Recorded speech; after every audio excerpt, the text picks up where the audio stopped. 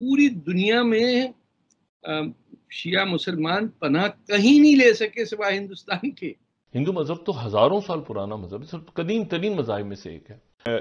जो सिख मजहब है, ये तो इसी धरती से, जो कि हिंदुस्तान है, यहीं से निकला। क्रिश्चियनिटी बाहर से आई है या इस्लाम बाहर से। बरसगीर की भगत सिंह का बहुत बड़ा नाम था, हमने उसको भी ऑन नहीं किया। लेकिन हमारा मामला यह है कि वो लोग जो आए, गौरी हो, अब्दाली हो, बाबर हो, हमने उन तमाम को सलूट किया। और ना सिर्फ ये कि सलूट किया, बल्कि हम इस हद तक एहसास कमतरी का शिकार हैं कि हमने उनके नाम पर मिसाइल बनाए हुए हैं। यानी वो लोग जो हमें लूट के पकड़ के चले गए, हम उनको हीरो समझते हैं। हमसे कुछ भी नहीं होता सिवाय इसके कि दोगलापना करें। इंडिया हार जाए तो पटाखे छोड़ें, इंडिया जीत जाए तो आप चुप करके घर बैठ जाते हैं, उसके प्याले में थूक रहे हैं आप।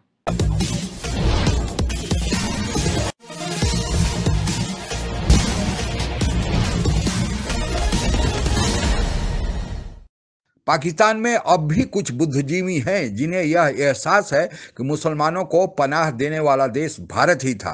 भारत की सभ्यता और संस्कृति हमेशा से ही सर्वधर्म समभाव की रही है, सहिष्णुता की रही है, भाईचारे की रही है।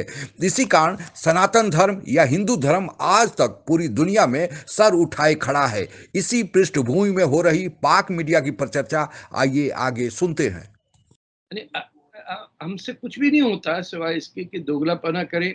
इंडिया हार जाए तो पटाखे छोड़ें, इंडिया जीत जाए तो आप चुप करके घर बैठ जाते हैं, उसके प्याले में थूक रहे हैं आप। जी, आपको पता है कि जब ये यजीद के दौर के बाद पूरी दुनिया में शिया मुसलमान पनाह कहीं नहीं ले सके सिवाय हिंदुस्तान के। फिर उन्होंने बैठ के बाजू काट दिया, बोले आज मोहम्मद अली जिना के भी जाएंगे हम, हाथ में लोटा मुंह में पान लेके रहेंगे पाकिस्तान। बेड़ा गर्क कर दिया हमारी आइंदा नस्लों के लिए। हमारी सिविलाइजेशन देखिए कहाँ मोहनजोदारो, कहाँ सिंध, और कैसे मुसलमानों ने उन लोगों को सेलिब्रेट करना शुरू किया है जिन्होंने हमला किया हिंदुस्तान पे। बिल्कुल। लेकिन हमारा मामला यह है कि वो लोग जो आए, गौरी हो, अब्दाली हो, बाबर हो, हमने उन तमाम को सलूट किया। और ना सिर्फ ये कि सलूट किया, बल्कि हम इस हद तक एहसास कमतरी का शिकार हैं कि हमने उनके नाम पर मिसाइल बनाए हुए हैं। यानी वो लोग जो हमें लूट के चले गए, हम उनको हीरो समझते हैं। हमारी इज्तिमाई नफ्सियाती जो कैफियत है वो ये है। हम अपनी जबान बोलते हुए शर्मिंदा है। पंजाबी अपनी जबान बोलते हुए, मादरी जबान बोलते हुए शर्मिंदा है। बहुत बड़ा सिपाही था, यानी जद्दोजहद आज़ादी में बरसगीर की भगत सिंह का बहुत बड़ा नाम था, हमने उसको भी ऑन नहीं किया। बल्कि शादमान एक इलाका है लाहौर का जहाँ पे एक वो जवाद अहमद सिंगर है, कभी उनकी दास्तान सुन लीजिए, कितना उनको स्ट्रगल करनी पड़ी, कि कितनी उन्होंने जदोजहद की कि इसका नाम शादमान चौक की जगह भगत सिंह चौक रख दो, क्योंकि यहाँ वो जेल, यहीं पे तो वो कैद था और कम्युनिस्ट था। मतलब मजे की बात है कि वो सिख भी नहीं था, वो तो कम्युनिस्ट था। और उसने अपने खुद लिखा हुआ भगत सिंह ने कि यानी बाकी जो लोग जद्दोजहद आज़ादी में जो शहीद हो रहे हैं, इनको तो ईमान ये है कि इन्हें आगे जन्नत मिल जाएगी। मैं जिस जगह कम्युनिस्ट बैठा हूँ, मैं तो इसके बगैर लड़ रहा हूँ, यानी मुझे तो आगे जन्नत, यदि वो तो मौत के बाद जिंदगी भी यकीन नहीं करते, उसके बावजूद वो कहता है मैं जिंदगी दे रहा हूँ अपनी। यानी इस तरह का वो आदमी था, हम उसको भी इजारा कर। तो ऐसी कौम जो अपनी जबान पे शर्मिंदा, लिबास पे शर्मिंदा, यानी वो अपने हीरोज पे शर्मिंदा, अपने कातलों से प्यार करने वाली, उनसे आप ये तवक्को रखें हमारे पख्तून भाई या बलोच भाई कि ये इनमें गैरत आ जाएगी और ये खड़े हो जाएंगे अपने हकूक के लिए, सवाल ही पैदा नहीं होता। इनकलाब तो बड़ी दूर की बात है, हम तो शर्मिंदा खड़े हैं। ये सबसे बड़ी अफसोस की और दुख की बात यही है कि हम अपनी जो कोई भी देश होता है, हम किसी भी देश के मुसलमान से मिलते हैं तो वो अपने देश के कल्चर को रिप्रेजेंट करता है। और एक हमारे वाहिद एक हम जो इंडियन सब कॉन्टिनेंट की बात करते हैं, वहां का मुसलमान है जो अरब को रिप्रेजेंट करता है। हालांकि अरब उनको ढेले के भाव नहीं पूछते या उनको मानते नहीं है कि वो। हिंदुस्तान के मुसलमानों ने बाबर को अपना बाप बनाया, बाबरी मस्जिद का झगड़ा तो यही था ना।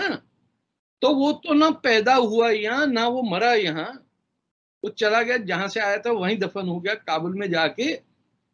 वहां अब बमियान स्टैचू किसने तोड़े? आप बुद्धिज्म की क्या कंट्रीब्यूशन है, क्या उसका है कि huge massive sculptures of the Buddha were carved into mountains. तो किसी ने हिंदुस्तानी ने जाके इंस्पायर किया ना आर्किटेक्चर, हमारा काम क्या है, हमने जाके तोड़ दिया। डायनामाइट जो हमने इजाद नहीं की, बम बनाना नहीं आता हमें, हमारा सबसे एडवांस वेपन है तीर कमान। हमें यूं घोड़ों के ऊपर जाकर तीर कमान मार दिया। अरे उससे आगे बढ़ो भैया। कुछ दुनिया में धर्म को उत्पत्ति के हिसाब से दो भागों में बांटा गया है। पहला है इंडिक धर्म और दूसरा है अब्राहमिक धर्म। इंडिक धर्म या सनातन धर्म को ही सामान्यतः हिंदू धर्म या वैदिक धर्म ही कहा जाता है। बाद में इसी धर्म से बुद्ध, जैन, सिख धर्म की भी उत्पत्ति हुई। दूसरी तरफ अब्राहमिक धर्म से यहूदी, ईसाई और मुसलमान धर्म पैदा हुए। वैसे तो सभी धर्मों के मूल में शांति, सद्भावना, भाईचारे का ही संदेश है, पर अपने धर्म की श्रेष्ठता सिद्ध करने के लिए कुछ कठमुल्ला, मठाधीश, मुल्ला, मुल्वी या पादरी ऐसा इस धर्म के अपने अपने धर्म के स्वरूप को विकृत कर दिए हैं। और यह प्रवृत्ति पाकिस्तान में कुछ ज्यादा ही है। और इसका कारण है कि पाकिस्तान का जन्म ही दो कौमी नजरिए के आधार पर किया गया था, अर्थात हिंदू धर्म के मानने वाले या अनुयायी हिंदू और इस्लाम धर्म के मानने वाले या अनुयायी मुस्लिम एक साथ नहीं रह सकते हैं। और इसी कारण पाकिस्तान का नाम भी इस्लामिक रिपब्लिक ऑफ पाकिस्तान रखा गया। पाकिस्तान के लोगों को यह लगता है कि वे ही इस्लाम धर्म के ठेकेदार हैं। इस्लाम धर्म पर उनका ही कॉपीराइट है और उनकी ही जिम्मेवारी है कि पूरी दुनिया में जहां पर भी इस्लाम धर्म के खिलाफ कोई काम होता है उसका वे संरक्षण करें। हालांकि पूरी दुनिया में 56 मुस्लिम देश हैं, लेकिन जब भी कोई दूसरे देशों में कुछ भी होता है तो पाकिस्तान में उससे सबसे ज़्यादा आवाज़ें आती हैं। और यही कारण है कि पाकिस्तान में कठमुल्लापन या कट्टरता धीरे धीरे इतनी बढ़ गई है कि अब तो तहरीक लबैक पाकिस्तान नामक एक कट्टरपंथी पार्टी ने 7 दिनों तक पाकिस्तान को बंधक बनाकर रखा गया था। अंत में पाकिस्तानी सरकार उनके सामने झुकी और फिर माफी मांगकर मामले को शांत कराया गया। हालांकि उसके साथ पाकिस्तान ने समझौता क्या किया अभी तक किसी को पता नहीं चला, लेकिन समझौता वही हुआ है कि पाकिस्तानी सरकार ने घुटने टेके हैं। जो लड़ाई तालिबानियों को पैदा करने की और अफगानिस्तान में कराया गया था वह भी पाकिस्तान के लोग ही पाकिस्तान के मदरसे में ही पैदा हुए थे। तो वहाँ कट्टरता अब धीरे धीरे इतना जड़ जमा चुकी है कि अब पाकिस्तान के बदहाली का कारण बनते जा रहा है। 1947 के पहले भारत और पाकिस्तान दोनों एक ही थे, दोनों की सभ्यता और संस्कृति साझी थी।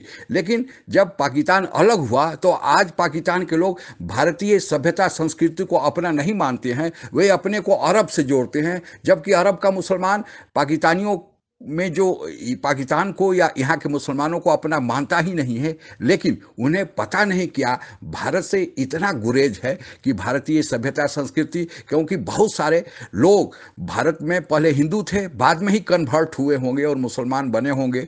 तो सभ्यता संस्कृति देश की होती है। देश हम लोगों का 47 के पहले एक था, भले बंटवारा हो गया, लेकिन सभ्यता संस्कृति तो आज भी साझी है। 1947 के पहले का इतिहास आज भी एक है, लेकिन पाकिस्तानी इसे मानते नहीं और यही उनकी मानसिक दुर्बलता है।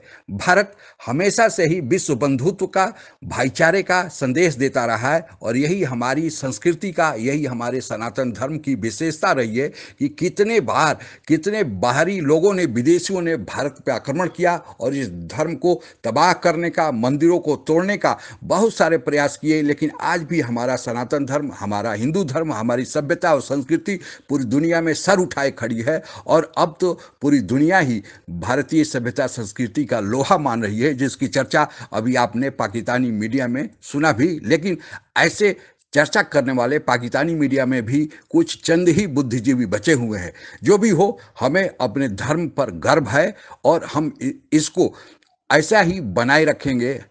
आज के लिए बस इतना ही। जय हिंद। आप अगर हमसे जुड़ा रहना चाहते हैं तो कृपया मेरे चैनल को सब्सक्राइब करें तथा बेल आइकन भी दबा दें ताकि नई वीडियो की जानकारी तुरंत आप तक पहुंच जाए। धन्यवाद। जय हिंद।